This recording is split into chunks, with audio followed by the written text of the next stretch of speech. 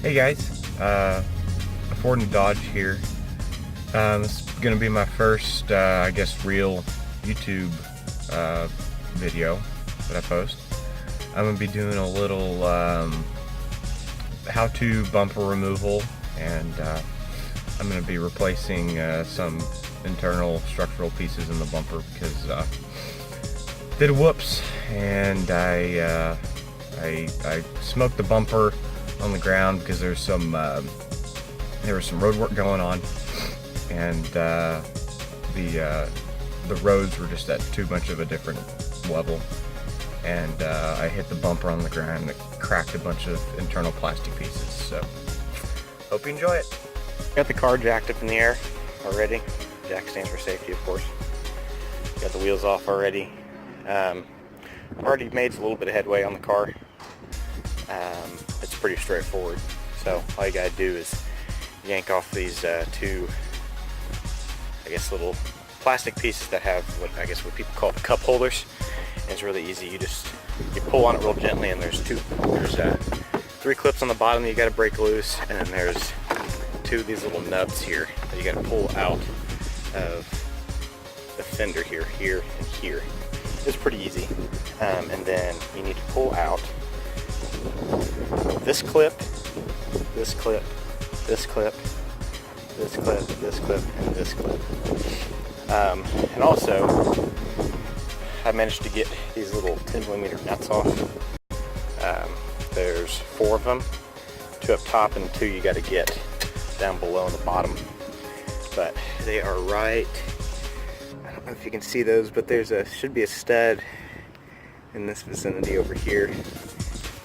And probably see this one a little bit better. Yeah, right there.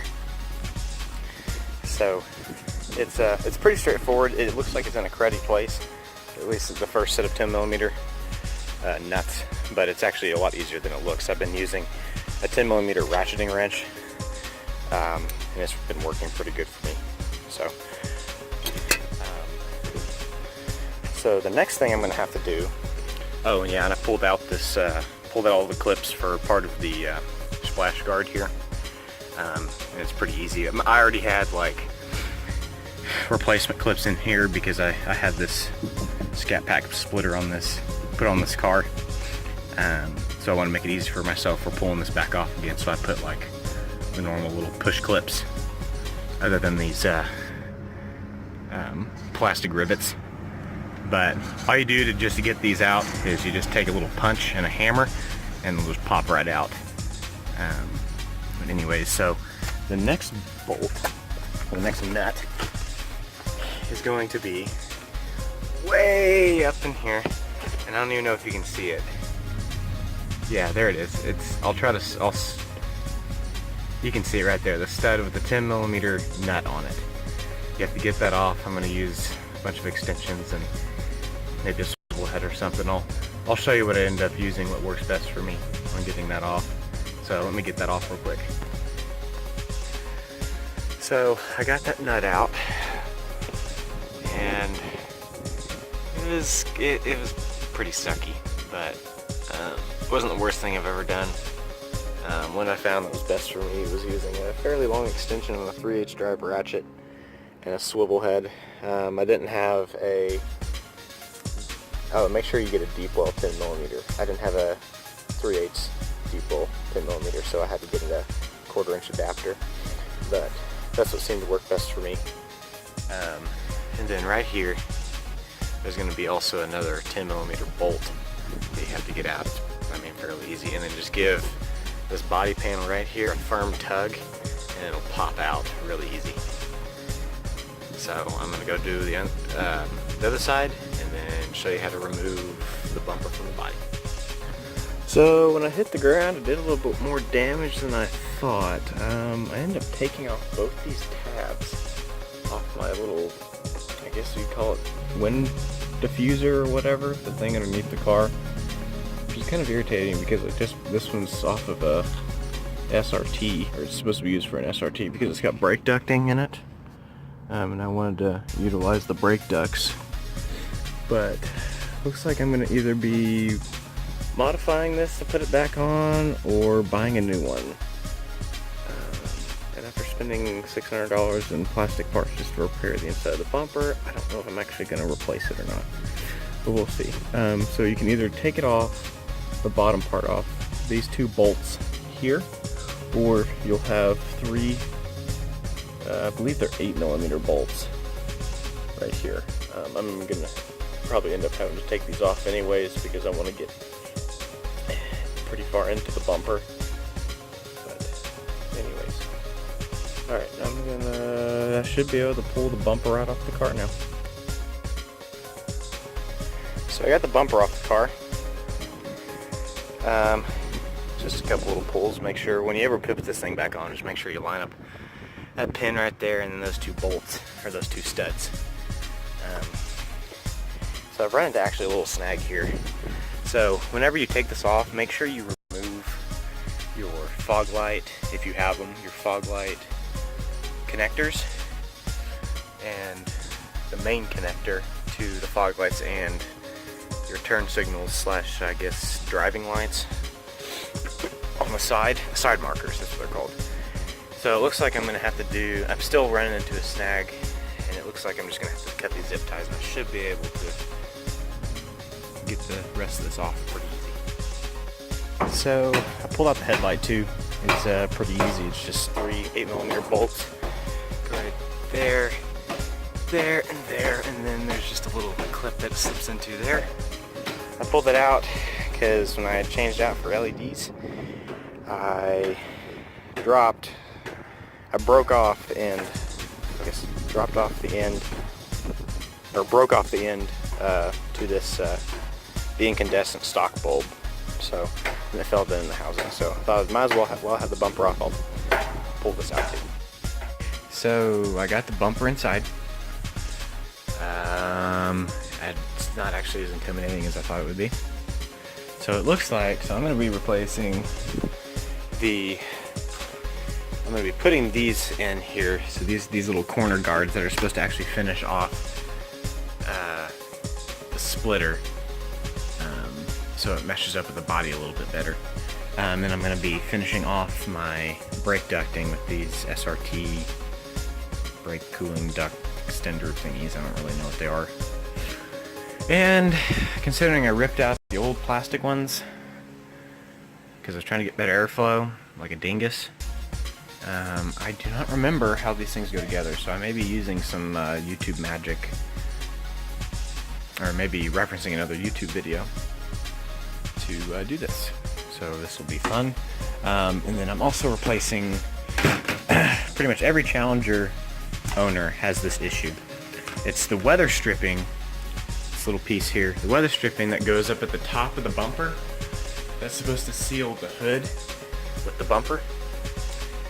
And then obviously I'm going to be replacing this support that broke, and there's some tabs that have broken off on the lower grill too, so I'm going to be replacing the grill as well. So I'm going to start popping stuff off and update progress as I go on.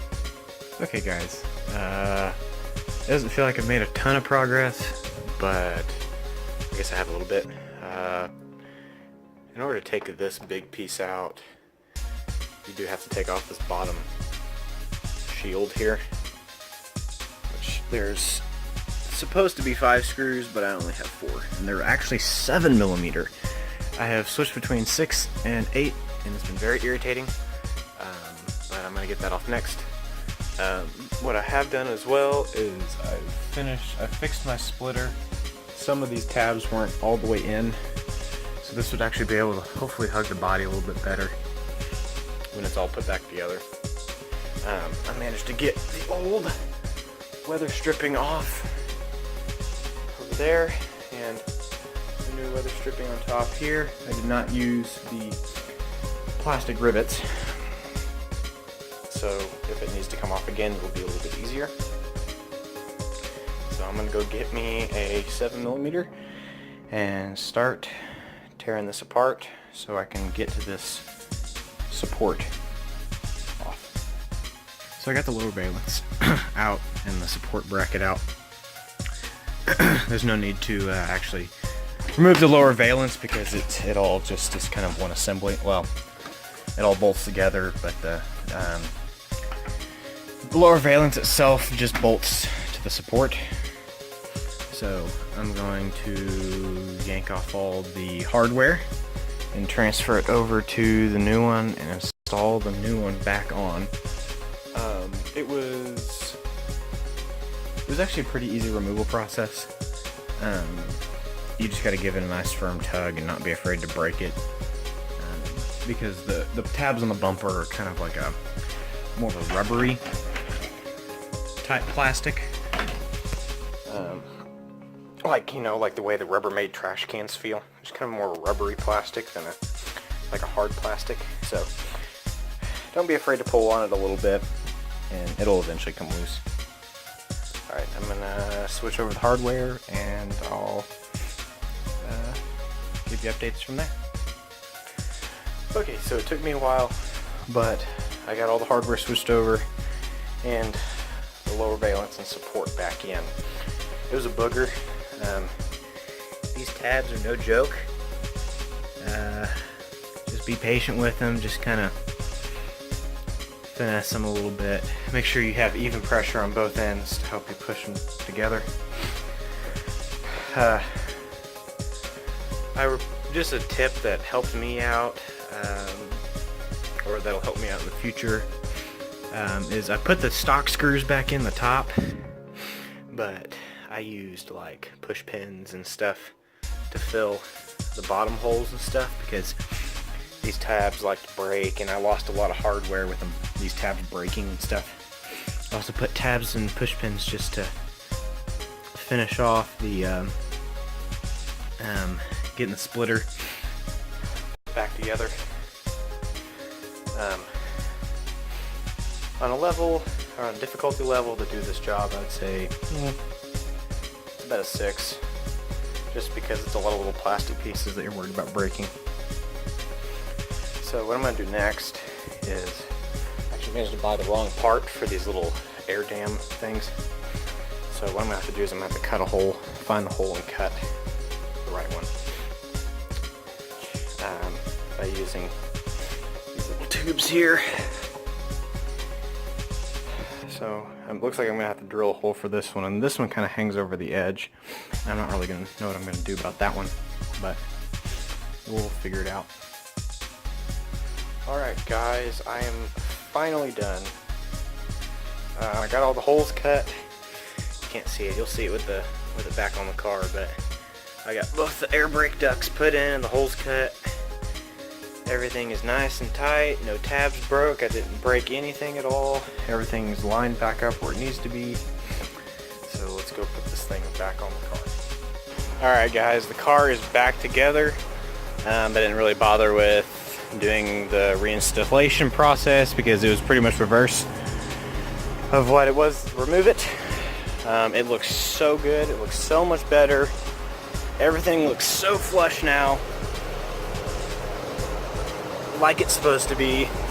Everything is nice and snapped together, perfect. There's no extra wobbles or shakes. Awesome. I'm so happy with it. Also, these little corner pieces to finish it off turned out amazing as well. So now I won't have a bunch of water getting stuck in there and stuff. So everything looks great. It's kind of a pain in the butt to do, but totally worth it. So like, comment, subscribe, and give me ideas of what you might want to see next.